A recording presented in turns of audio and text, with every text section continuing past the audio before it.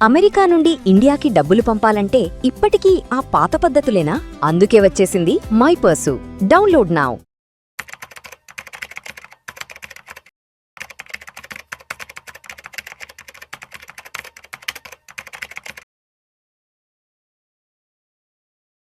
ప్రేక్షకులకి మీ రామచంద్రమూర్తి నమస్కారాలు. ఇవాళ ఈ వీడియోలో మనం ఇవాళ శాలరీ పీపుల్ అందరం కూడా శాలరీ పీపుల్ ఏంటి, ఎర్నింగ్ పీపుల్, బిజినెస్ పీపుల్ అందరికీ కూడా మనకి మేజర్గా ఉన్న కన్సర్న్ ఏంటంటే ఈ డెబిట్ లేదా ఈఎంఐస్ లేకపోతే లోన్స్. సో ఇప్పుడు లోన్స్ తీసుకోకుండా అసలు ఎవరికి కూడా గడవట్లా. ఇప్పుడు లోన్స్ మేజర్గా తీసుకోవాలంటే చాలామందికి ఏంటంటే అసలు లోన్స్ ప్రాపర్గా తీసుకోవాలి. ఓకే, మనకి డెట్ అనేది అవసరం. సో ఇవాళ డైలీ నీడ్స్ చాలా వస్తూ ఉంటాయి.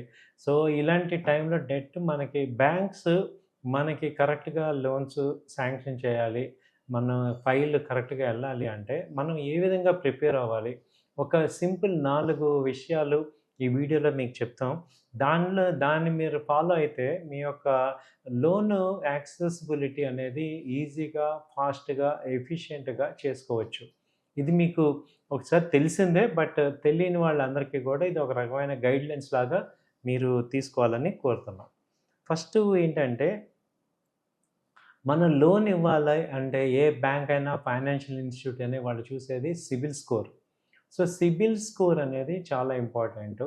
సో మనకి సిబిల్ స్కోర్ అనేది మనం ఎంత ఉంది అనేది వాళ్ళందరం కూడా చెక్ చేసుకోవచ్చు. సో మీ సిబిల్ స్కోరు అబోవ్ 770 అలా ఉంటే మీరు లోన్‌కి పర్సనల్ లోన్ అవ్వచ్చు, హౌసింగ్ లోన్ అవ్వచ్చు, కార్ లోను, బిజినెస్ లోను ఎలిజిబిలిటీ ఛాన్సెస్ ఎక్కువ ఉంటాయి. కాబట్టి చాలామంది ఏంటంటే మీ సిబిల్ స్కోర్ చెక్ చేసుకొని దాన్ని ఇంప్రూవ్ చేసుకోండి. ఒకవేళ మీకు సిబిల్ స్కోరు బ్యాడ్ ఉంది, 720 లేకపోతే 680, 650 అలా ఉంది. దాన్ని ఎలా ఇంప్రూవ్ చేసుకోవచ్చు అంటే మీరు ఈఎంఐస్ కానీ, క్రెడిట్ కార్డ్స్‌ని ఆన్ టైమ్ పే చేయండి. ఈఎంఐస్ అలాగే క్రెడిట్ కార్డ్స్‌లో మినిమమ్ అమౌంట్స్ కాకుండా కొంత అమౌంట్స్ క్రెడిట్ చేయండి. సో బ్యాలెన్స్ అమౌంట్స్ బిల్స్ అన్నీ కూడా ఆన్ టైమ్‌లో పే చేయండి. మెయిన్ ఏంటంటే ఎవరైనా చూసేది ఆన్ టైమ్ పేమెంట్ ఉందా లేదా అనేది చెక్ చేస్తారు. సిబిల్ రిపోర్ట్‌లో అన్నీ కూడా క్లియర్‌గా కనపడతాయి. లేట్ పేమెంట్లు ఎంతున్నాయి, ఎన్ని చెక్స్ బౌన్స్ అయినాయి, అలాగే ఎన్ని చెక్స్ పేమెంట్ చేశారు, ఇవన్నీ కూడా చాలా క్లియర్‌గా ఉంటాయి. కాబట్టి ఫస్ట్ మనం లోన్‌కి రావాలి అంటే మీ యొక్క సిబిల్ స్కోర్ మెరుగుపడాలంటే మీరు ఫస్టు బిల్స్ అన్నీ కూడా క్లియర్ చేయాలి. సెకండ్ తీసుకుంటే ఈ యొక్క క్రెడిట్ యుటిలైజేషన్ తక్కువగా ఉండేటట్టు చూసుకోండి. ఇవి మీకేంటంటే సిబిల్ స్కోర్ ఇంప్రూవ్ చేయడానికి ఉంటుంది. అంటే ఉన్న లోన్స్ ఏమో కరెక్ట్‌గా పే చేయండి. అలాగే చిన్న చిన్న లోన్స్ ఏవైతే ఉన్నాయో మనకి ఇప్పుడు పెద్ద లోన్ రిక్వైర్మెంట్ ఉందనుకోండి. చిన్న చిన్న లోన్స్ ఏవైతే ఉన్నాయో అయన్నీ క్లోజ్ చేసేయండి. దానివల్ల మీకేమవుతుందంటే ఈ యొక్క క్రెడిట్ సిబిల్ స్కోర్ పెరగటం వల్ల మీకు లోన్ ఎలిజిబిలిటీ అనేది పెరుగుతుంది. సో రెండో పాయింట్ చూసుకుంటే last 3 years IT returns file చేయండి. చాలామంది ఏంటంటే ఐటీ రిటర్న్సే కదా ఏముందని నెగ్లెక్ట్ చేస్తారు. కానీ మీకు నిజంగా ఒక హౌస్ లోన్ కావాలన్నప్పుడు compulsory last 3 years IT returns అడుగుతారు. అది మీరు శాలరీ ఎంప్లాయ్ అవ్వచ్చు, బిజినెస్ పీపుల్ అవ్వచ్చు. చాలామందికి ఈ లాస్ట్ ఐటీ రిటర్న్స్ ఉంటాయి. అలాగే ఇంకో చిన్న పాయింట్ ఏంటంటే ఎంతో కొంత ట్యాక్స్ పే చేయండి. ఇప్పుడు మాకు 12 లాక్స్‌కి ఎలిజిబిలిటీ ఉంది, నా ఇన్‌కమ్ చాలా తక్కువ, లేకపోతే లేడీస్ 6 లాక్స్ వరకు ఫ్రీ కాబట్టి నేను 5 లాక్స్ చూపించుకుంటాను అనే కన్నా 7 లాక్స్, 8 లాక్స్ కొంత మీకు ఉన్న ఇన్కమ్ ట్యాక్స్ కొంత కడుతుంటే ఏమవుతుందంటే బ్యాంక్స్ వాటిని పాజిటివ్‌గా ట్రీట్ చేస్తాయి. ఆ అమౌంట్ జెన్యూన్ అంటాం. సో మీరు ఏదైతే అమౌంట్ చూపిస్తున్నారో అది జెన్యూన్ అనటానికి మీకు అక్కడ ఇన్కమ్ ట్యాక్స్ పేమెంట్ జరుగుతుంటే, లేదంటే ఇన్కమ్ ట్యాక్స్‌లో గనక మీరు చూపిస్తే సరళ కాపీలో గనక చూపిస్తే మీకు ఆ ఇన్కమ్ అనే దాని మీద వ్యాలిడిటీ ఎక్కువ ఉంటుంది. దాని తర్వాత మూడో పాయింట్ ఏంటంటే మీ యొక్క లోన్ ఎలిజిబిలిటీ ఇంక్రీజ్ చేసుకోవాలంటే ఇంక్రీజ్ యువర్ లోన్ ఎలిజిబిలిటీ.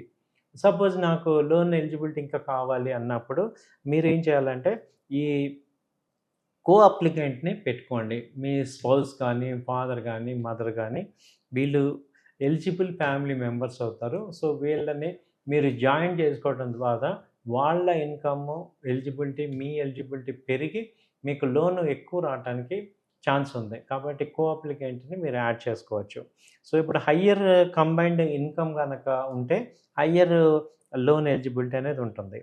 తర్వాత నాలుగో పాయింట్ ఏంటంటే మీ యొక్క డెబిట్ టు ఈక్విటీ, ఈ డెబిట్ టు ఇన్‌కమ్ రేషియో తక్కువ ఉండేటట్టు చూసుకోండి. అంటే నా ఇన్‌కమ్‌కి, నా యొక్క డెబిట్‌కి అట్‌లీస్ట్ 40-50% ఉంటే అది లోన్ కరెక్ట్‌గా ఉన్నట్టు. మనకి ఎలిజిబిలిటీ ఎక్కువ ఇస్తారు. సో, నా ఇన్‌కమ్ ఎంత ఉండాలి? సపోజ్ 1,00,000 ఇన్‌కమ్ అనుకోండి.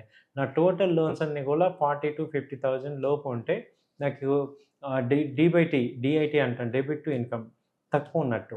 సో, కాబట్టి మనకి ఎక్కువ లోన్స్ వచ్చే ఛాన్సెస్ ఉంటాయి. సో, ఈ రకంగా మనం లోన్స్‌ని మనం రావాలి అంటే ఇంకోటేంటంటే డెబిట్‌లో కూడా గుడ్ డెబిట్, బ్యాడ్ డెబిట్ అని ఉంటాయి.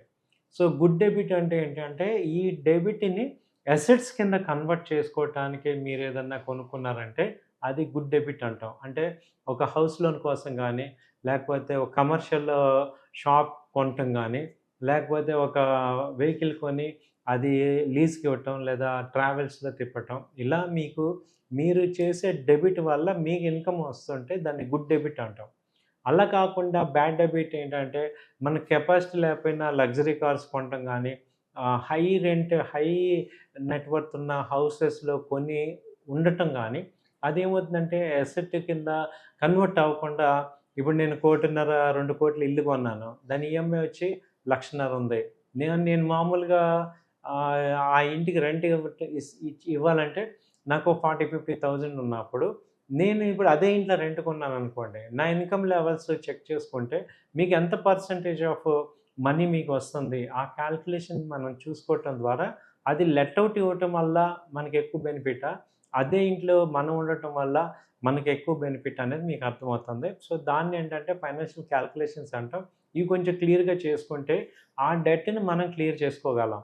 వన్స్ క్లియర్ అయ్యాక మనం ఆ ప్రాపర్టీని ఎంజాయ్ చేయొచ్చు. సో, అలా గుడ్ డెబిట్, బ్యాడ్ డెబిట్ అని ఉంటాయి.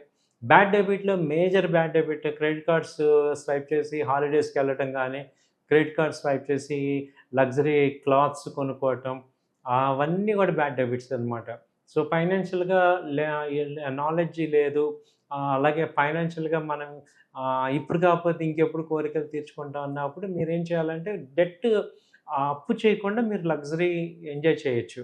బట్ మీరు క్రెడిట్ కార్డ్స్‌ని వాడేసి నేను ప్లేన్ టికెట్స్‌కెళ్తాను, ఫస్ట్ క్లాస్ ఏసీలోకెళ్తాను, లేకపోతే ఎక్స్‌పెన్సివ్ క్లోత్స్ కొనుక్కుంటాను, షూస్ కొనుక్కుంటాను అంటే మాత్రం you are doing a mistake. So, డెబిట్‌ని వాడటం మీకు తెలియట్లేదని అప్పుడు మీరు దాని యొక్క సివియారిటీ మీకు అవుతూ ఉంటుంది. మనకి ఏదైనా రాంగ్ చేసినప్పుడు రాంగ్ రిజల్ట్స్ వస్తాయి కాబట్టి మీకు ఆటోమేటిక్‌గా రాంగ్ రిజల్ట్ వస్తుంది. అదే డెట్‌ని పాజిటివ్‌గా వాడామనుకోండి గుడ్ డెబిట్ అవుతుంది. సో, కాబట్టి మీరు 1, 2 సార్లు అసలు లోన్ ఎందుకు తీసుకుంటున్నాను? దాని పర్పస్ ఏంటి? దాని రీపేమెంట్ మోడ్ ఏంటి? అనేది చెక్ చేసుకొని మీరు చేయటం ద్వారా మీరు ఒక మంచి మనీని మేనేజ్ చేసే కెపాసిటీకి మీకు వస్తారు. థాంక్ యూ అండి. నమస్తే.